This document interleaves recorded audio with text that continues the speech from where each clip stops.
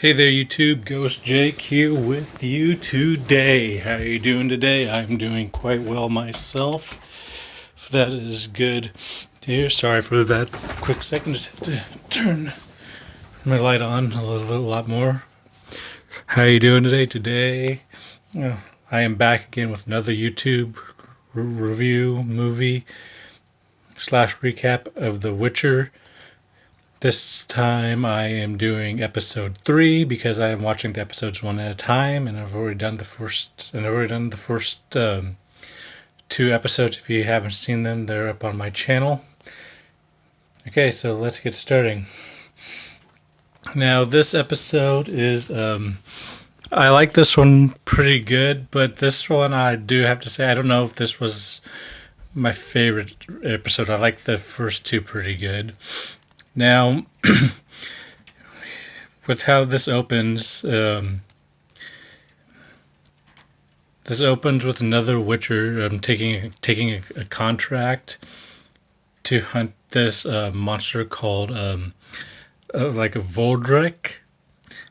Even I just probably misspelled that, and it turns out that the other Witcher paid these villagers 3,000.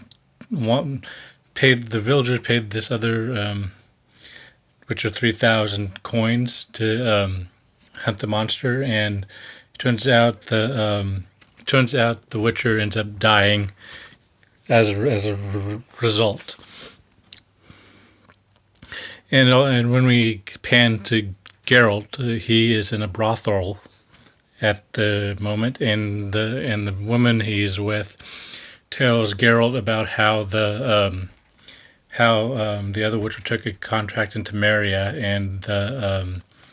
and how the other Witcher died, and she also mentioned the 3,000 coins. And so Geralt decides he's going to Temeria to finish the contract because he really needs the money right now, and but while Geralt is talking to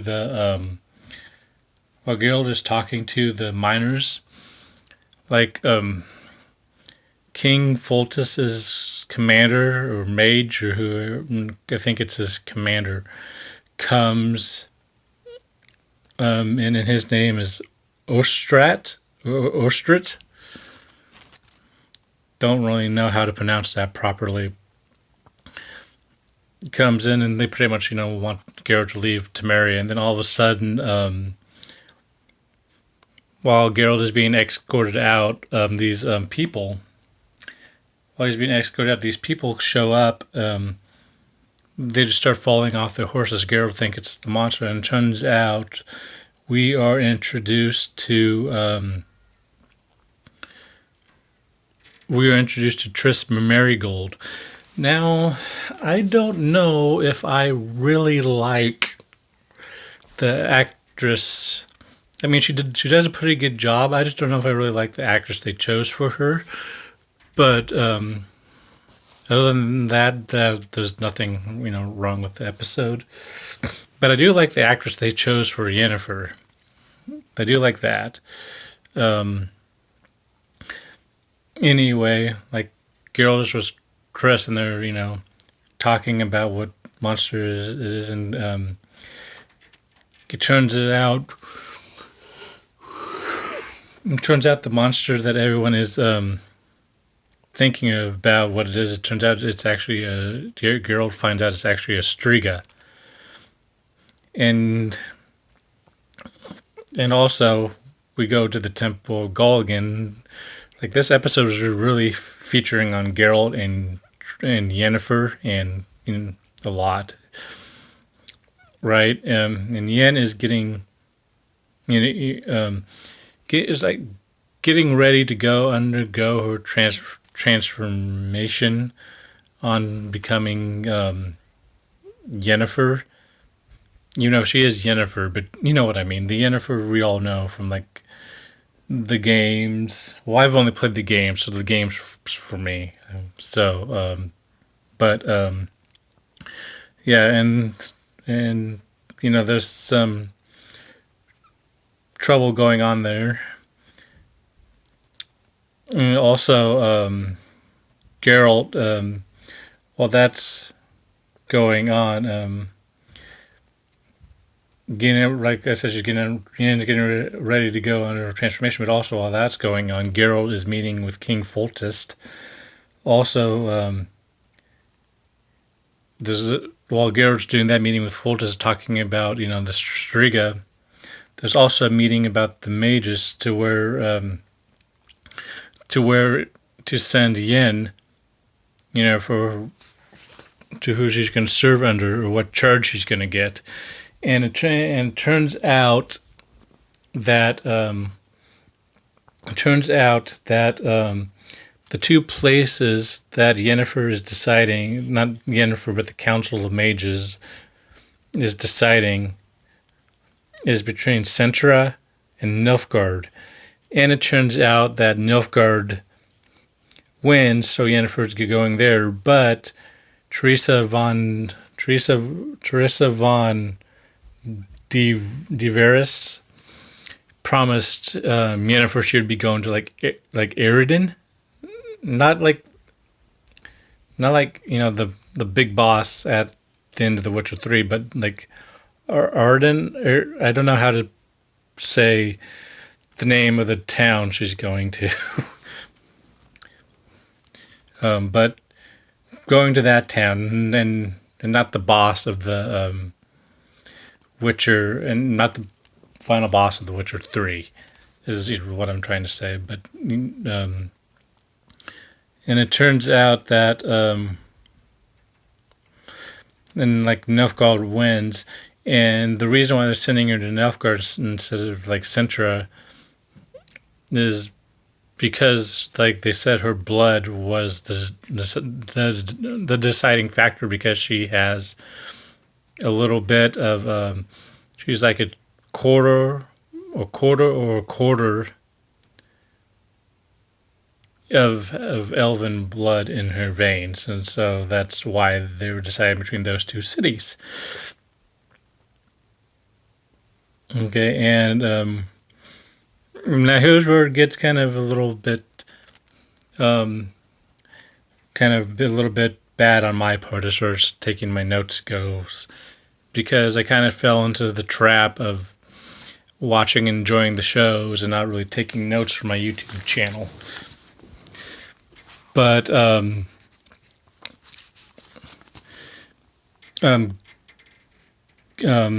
Geralt, like with the meeting, when Geralt had the meeting with King Foltest, they were talking about Ada, then the Striga, and where Geralt needed, about this old castle where they used to live, because apparently they think the Striga is like related to is like a princess, and it turns out they're going to be right about that. And so when Foltest is pretty much tells Geralt to leave, and then Geralt doesn't really leave. Geralt is when I say leave, not leave his castle, to leave Temeria, and Geralt doesn't leave Temeria. And Geralt and Triss are investigating an old castle, apparently, where King Foltest and his sister Ada used to live while they were younger.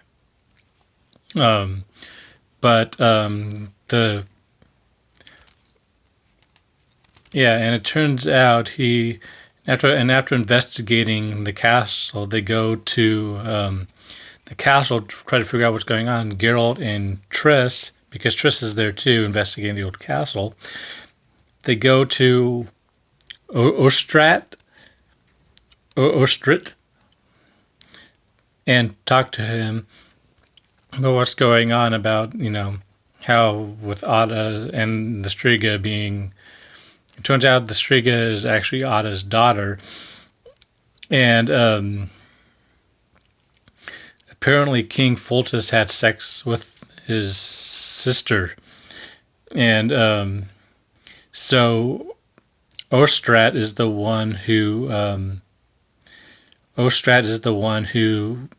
cursed Foltest, but it ended up trying to curse Foltest, but it ended up cursing Ada's daughter instead. And Geralt, was pretty. But before that, though, before Ostrat told the truth, Geralt could sense with his Witcher sense that he was been there, doing stuff. And Geralt pretty much let him know what was up. Okay, now we're going back to Yennefer. Yen is, like I said before, she was getting ready to do the transformation, but now she was, she found out where she was getting sent, and Teresa von Duress, pretty much tells her, how I said it was because of her blood, and then Yen figures out the only one who could have told the council, the person who told him was Strubbable, and probably butchered his name. But it turns out the other person did it was do you remember when in episode 2 when Yen met that guy, at the very beginning,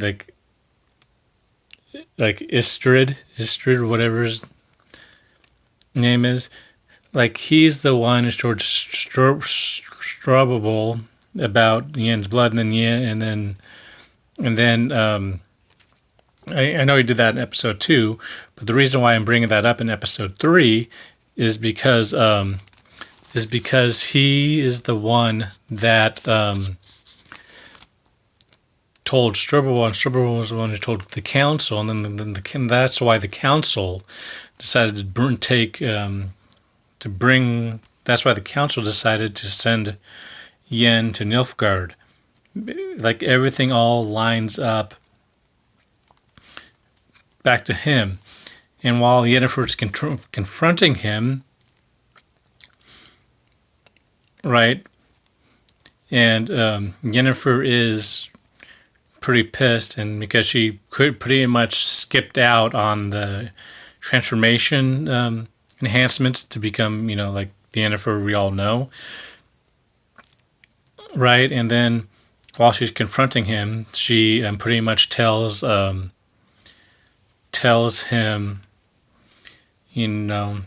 that she doesn't necessarily, she wants power, and then there's a big fight that ensues there. Now apparently, Yen and that Istrid guy did have sex. Now apparently, he thinks there might be something more, and then Yen's pretty much tells him to, fuck off, pretty much. And, and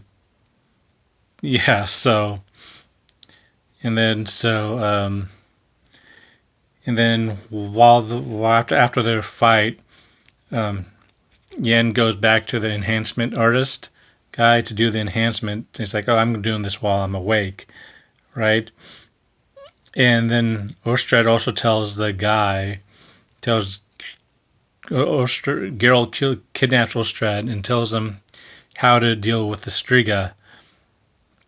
And that becomes a pretty cool thing, because while Geralt's going back into the palace, King Foltest comes and pretty much asks Geralt, if he could save his daughter, technically, and Geralt pretty much lets it known right away that if she's going to survive, she's going to need special care, because she's been cursed for so long. And so Geralt intends on lifting the curse, and then he gets everything ready, and then Geralt gets everything ready, and then it turns out he has to do everything in the morning, but he already summoned the Striga to come, and it's nice, so he has to fight the Striga all the way up until dawn, Now, here's what I really, because here's the cool thing. I liked how they did this. At the same time, while Geralt was, I liked how the directors and everyone did this. While Geralt was fighting the Striga, at that same time, right? At that same time, Yen is doing her transformation to become the Yennefer we all know, right? And that is cool. But as for the fight with the Striga, I really like that. And Geralt tried to use these like iron chains where it's wrap her up to try to hold her up until dawn, and gets there, and you can tell that it was you can tell it was like it having effect on the Striga, and then the Striga just broke out and it was like, oh damn. Right? He's like, shit. And then the fight ensues all the way up until, up all the way until dawn. And then up all the way up until dawn. And then I also like the fact that Geralt, we saw, every time he fights, you usually see some of his signs. But I saw like the Ardridge sign. I saw him use that one multiple times in this episode. And then all this. But now here's what I really liked. Like Geralt goes hides in the coffin, and to wait for dawn of the Striga's mother, so the curse could lift. But while the curse is lifting, right? Yennefer's transformation is taking place at the same time. And the directors timed it perfectly where her transformation would be done when the curse lifts. And then Yen is the Yen we all know and love from The Witcher 3 and probably from the books for some people, but since like I said, I've played the games, Yen is the person we know and love.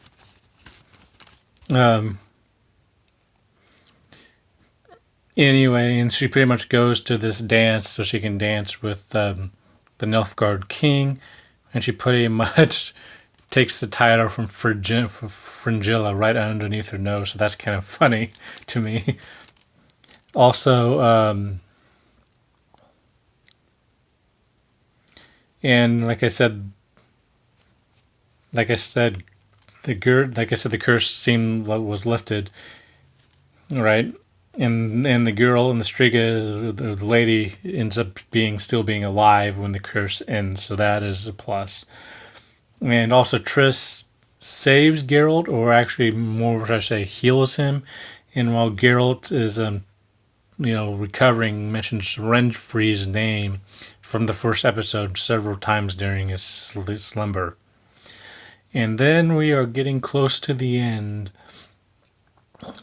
Now, so we wake up, and then all of a sudden, Geralt leaves to go back to Roach, and then we wake up. Excuse me. The panel goes over to Ciri, and Ciri is in the woods, waking up in the snow. She is lucky she didn't die of hypothermia.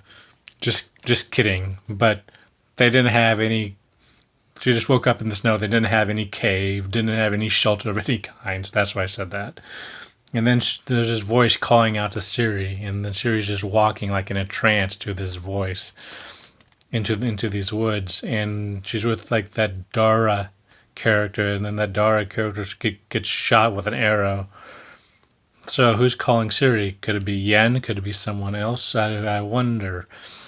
Okay, and that is pretty much it for the review. I hope you guys like this one, but my general thoughts on this episode, I like this episode a lot. I don't know if it was as good as the first two, but I liked it a lot. This is Ghost Jake signing out. Have a wonderful day where you are. See you tomorrow. Bye.